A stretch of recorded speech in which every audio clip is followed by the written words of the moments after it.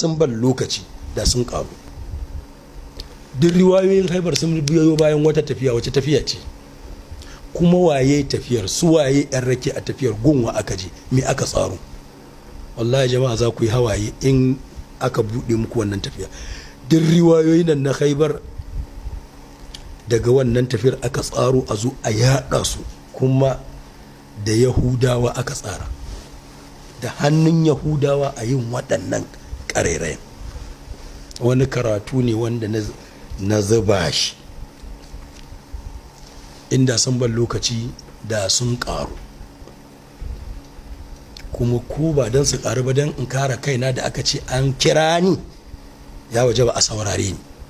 Ban ga dalilin a dinga gudun me zan ci ba.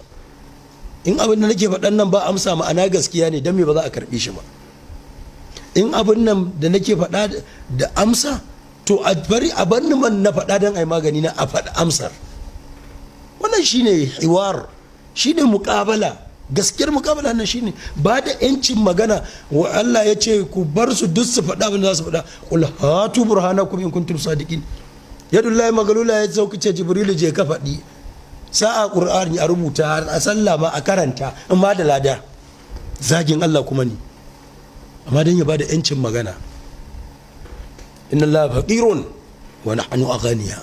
Yace a saukar da wahayi a sa ta Qur'ani, aya ce. Ga sunan rututu. Dan me ba su yancin magana, duk da abin da suka faɗa kafirci ne. Amma dai ana son a ƙura hujjar su. To haka addini yake jama'a. Addini so yake yi a ƙura hujja, sannan ka gamsu, a ƙura hujja ka gamsu ka shiga, amma ba a dole la ikraha fi din. To wannan shine, in an koma a gani wace ce sadakinta, za a gani sunanta Razina.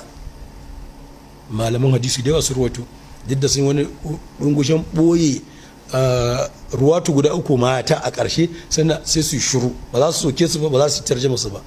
Ibn Hajar al-Haythami ya fake da wannan, ya ce akwai waɗannan sahabban na ƙarshe ban san su, waɗannan matan na ƙarshe guda uku ban san su ba.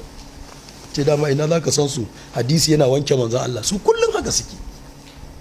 Amma kuma ku koma, dukkansu sun yadda Razinatul Azdiyya sahabiya ce, domin za ku ga dukkansu sun faɗi ta a cikin ɗabakar sahabbai. To kuma ku koma, ta ya suka tabbata sahabiya ce da wannan isnadin da suka ce akwai mutum uku da ba su san su ba, saboda anan annabi aka girmama, ba sa buƙatar isnadin, a can kuma suna buƙatar sa.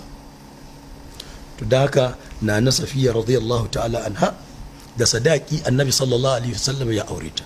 Ku san wannan jama'a, na Safiya radiyallahu ta'ala anha a Banu Qurayza aka kama ta mil 5 daga masallacin annabi ba a Khaibar ba.